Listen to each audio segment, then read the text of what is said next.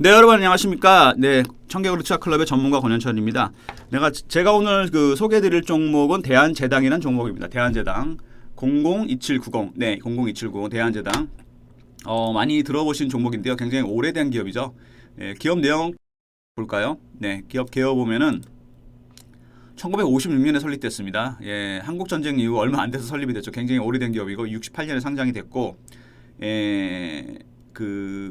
40년 이상 사료 제조, 그다음에 축산 관련된 이제 사업을 하고 있고, 그다음에 식품 부분, 사업 부분, 축산, 유통, 기타 부분이 이렇게 있다 나오고 있죠. 대한제당이 유명한 거는 바로 설탕이죠. 설탕. 여러분 다 아실 겁니다. 네. 설탕으로 굉장히 여기 그림이 나오는데 설탕으로 굉장히 유명한 기업이고, 최근에 주목받는 이유는 대한제당이 설탕을 만들고 있는데 사탕수수 가격이 굉장히 많이 올라가고 있습니다. 여러분 좀 아시겠지만은 최근에 국제 원자재 가격 있지 않습니까? 국제 원자재 가격이 굉장히 많이 올라가고 있는데, 처음에 석유부터 시작을 해서 이제 최근에 구리, 비철금속, 알루미늄 이런 것들이 다 올라가고 있고, 심지어는 이제 최근에 콩이라든지 옥수수라든지 밀이라든지 설탕 이런 게 다 올라가고 있습니다. 이런 거는 근저에는 아마 제가 보기에는 최근 시장을 괴롭히는 인플레 현상이 일차적인 원인이 좀 있는 것 같고요. 그 다음에 보시면은 이제 예를 들어서 기후 관련된 것들이 많습니다. 기후에 좀 변화가 많이 생기면서 그런 일들이 많이 생기는데, 기후가 안 좋아지니까 작황이 좀 떨어지게 되고 수요는 늘어나는데 공급이 줄어드니까 그런 현상이 나타나고 있는데요. 중남미 쪽이나 이쪽에 좀 날씨라든지 이런 문제 이제 생기면서 관련되는 쪽에서 이제 좀 문제가 생겼고요. 가장 중요한 건 이제 설탕의 원료가 된 사탕수수 가격이 워낙 급등하면서 이런 현상이 나타났습니다. 그리고 최근에 이제 또 빅 이슈가 하나 있었어. 무상증자를 했습니다. 대한제당이 무상증자를 했는데, 무상증자도 다들 아실 텐데 혹시 모르시는 분들에 잠깐 설명을 드리면은, 무상증자는 쉽게 말해서 기업이 돈을 안 받고 그냥 보유자들에게 주식을 주는 겁니다. 공짜로. 왜? 이익이 많이 났으니까. 직원들 월급 주고 빚 갚고 다 하고 나서라도 돈이 남았기 때문에, 그러니까 주식 발행 초과금이라 그러는데요. 그거를 이제 남았기 때문에 이제 다 주는 거거든요. 그러니까 어지간한 기업은 무상증자 할 수가 없습니다. 할 수가 없죠. 당연히 돈이 남지가 않을 테니까. 그러니까 대금을 안 받고 준다는 얘기는 거의 제가 보기에는 주가 부양 효과도 있겠지만은 주주들에게도 굉장히 서비스 차원에서도 굉장히 좋은 게 아닌가 그런 생각이 듭니다. 그래서 무상증자를 하게 했는데 주당 100%, 그러니까 한 주를 갖고 있으면 한 주를 더 주는 거죠. 물론 무상증자를 하게 되면 주가가 빠지게 됩니다. 그만큼 주가 이제 하락을 하게 되죠. 증자락을 하게 되는데 근데 그거는 바로 회복이 됩니다.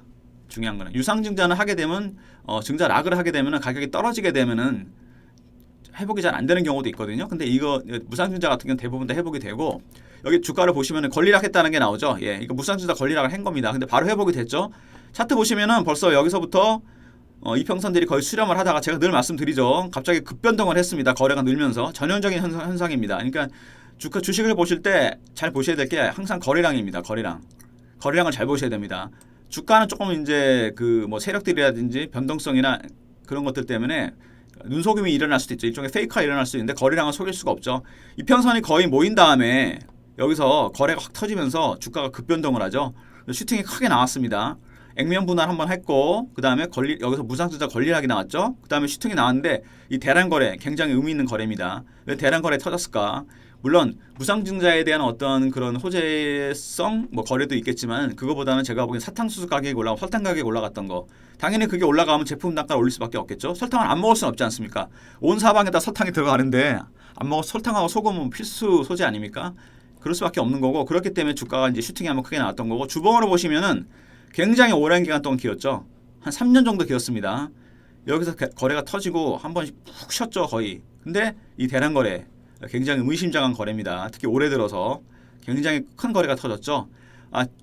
이 거래가 터진 이유는 물론 아까 좀 전에도 말씀을 드린 대로 사탕수수 가격이 급등한 영향도 있겠지만, 또 한 가지 이유를 제가 말씀을 드리면은, 이거는 전체적인 시장과도 관련이 되어 있는 얘기인데요. 여기 이런 얘기가 나오죠. 한국별이나 시장자산, 유명한 기관들이죠. 자산주가 올라가고 있다는 얘기가 나오는데, 이렇게 설명을 드릴게요. 작년까지는 이제 저금리 상황에서 유동성이 공급되면서 금리가 올라가도 큰 타격을 안 받는 기업, 어떤 기업이죠? 부채가 많은 기업들입니다. 부채가 많은 기업들 중에서 어떤 기업들이 많은가 하면 IT 기업들이 많죠. 개발을 많이 해야 되니까. 특히 바이오 기업들이 많습니다. 그래서 작년에는 IT 기업이나 바이오 기업, 그다음에 뭐 그 2차 전지, 배터리 이런 주로 큰 개발을 많이 해야 돼서 그 개발 비용이 많이 들어가고 고학력의 인력을 많이 써야 되기 때문에 고정비가 많이 나는 그런 기업들, 주로 성장주라 그러죠. 그런 기업들을 지금보다는 미래가 더 나은 그런 기대를 하는 기업들. 왜냐하면 지금 개발을 많이 하고 있는데 이 개발이 만약에 현실화된다면 큰 돈을 벌 수 있는 바이오 기업이 대부분 그런 기업이죠. 삼성까지 가서 성공을 하게 되면은 아주 그냥 쉽게 말해 잭팟이 터지는 거죠. 근데 그 전까지 돈이 굉장히 많이 들어갑니다. 고급 인력 써야 되고 개발 비용 들어가고 임상도 해야 되고. 근데 그런 기업들이 저금리가 되니까 지금 뭐 금리 조달 비용이 낮으니까 지금 투자를 많이 했다가 나중에 이게 약이 개발되면은 큰 돈을 벌겠다. 그 성장주들이 많이 올라가기 시작했는데 올해 들어서 어떤 현상이 벌어졌냐면은 금리가 오르고 인플레가 올라가니까 그런 기업들의 주가에 브레이크가 걸리기 시작합니다.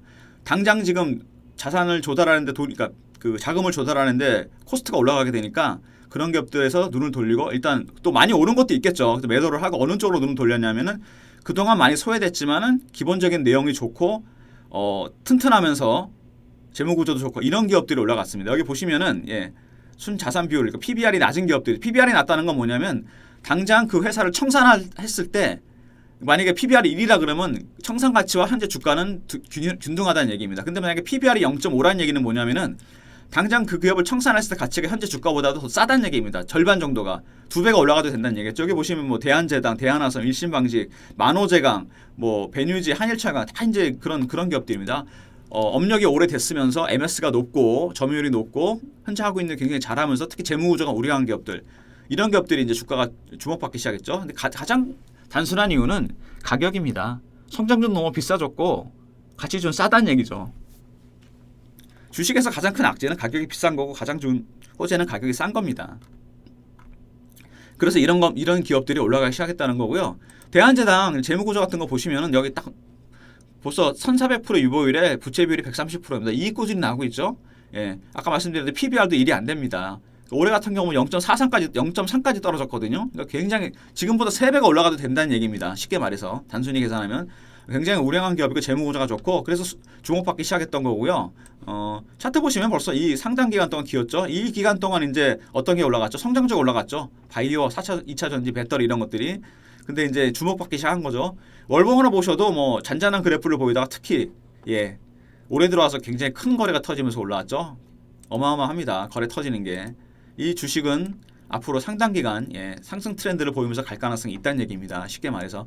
물론 단기적으로는 좀 많이 올랐습니다. 많이 올라온 건 맞습니다. 지금 20일이 어디에 있냐면은 3,800원인데 150일이 2,500원대에 있기 때문에 갭이 많이 벌어졌는데 최근에 좀 좁히고 있죠, 갭을. 근데도 불구하고 굉장히 강세를 보입니다. 시장이 안 좋은데도 불구하고. 근데 이럴 경우에는 시장을 좀 지켜보시다가 시장이 좀 안 좋을 때는 좀 참을 수도 있어야죠. 그러면은 가격 조정을 좀 받았을 때 3,300원이나 3,200원 정도 요 중간 20일과 60일에 중간 정도 지점까지 만약에 수렴을 한다면은 3,300~400원대 전후에서는 좀 매수를 해도 되는 게 아닌가 그런 생각입니다. 이 이제 뭐 자본금 자체가 그 큰 기업은 아닙니다. 자본금이 한 220억 정도 되는데 제조업체 지금 크진 않죠. 그러니까 유통 물량이 아주 많은 것도 아니기 때문에 가격 조정을 받는다면 그 근처에서 한번 위아래가 클 수가 있죠. 그럼 그때에서 3,300원대 전후에서 한번 매수를 해보셔도 괜찮지 않나 싶고 뭐 비중은 제가 보기에는 뭐 30%까지 실어도 상관이 없잖아 그런 생각이 듭니다. 왜냐하면은 어차피 설탕 원료들 사탕수수 가격 계속 올라갈 가능성이 큽니다. 지금 경기도 회복이 되고 있는 데다가 인플레 현상이 나타나고 있기 때문에 그 원자재 가격이 계속 올라갈 가능성이 상당히 크거든요. 곡물가나 이런 것들이. 그러면 이제 그쪽도 실적 호전의 이유가 될 거고 그다음에 두 번째로는 자산주 쪽으로 올해 기관들이 눈을 많이 돌릴 가능성이 상당히 큽니다. 이쪽을 많이 담을 가능성이 있겠죠. 성장주는 올라오는 대로 매도를 하고 그동안 상당히 3년 정도 쉬었던 자산주 쪽에 매입을 할 가능성이 크기 때문에 두 가지 이슈 때문에 제가 보기에는 대한제당은 올해 상반기 하반기까지도 주가가 굉장히 큰 변동성을 보이겠지만 우상향해서 갈 가능성이 있다는 거 말씀드리고요. 네, 오늘 제한대당 말씀드렸습니다. 네, 그리고 혹시 제한대당처럼 이런 좋은 종목에 대한 정보를 혹시 받고 싶은 분들은요, 저희 이제 뭐 홈페이지 네이버에 가서 저희 홈페이지 치시면은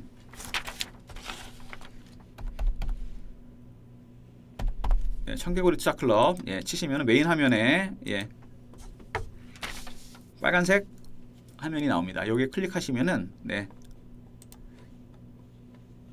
이름과 휴대폰 번호를 남기는 나오죠. 보이시나요? 여기다 이거 두 개 남겨주시면 저희가 대한제당처럼 빅 이슈가 있는 대한제당의 비교실은 뭐라고 제가 말씀을 드렸죠? 네, 사탕수수 가격 상승에 따른 설탕 가격 상승. 예, 두 번째는 자산주로 회귀되는 기관들의 매수.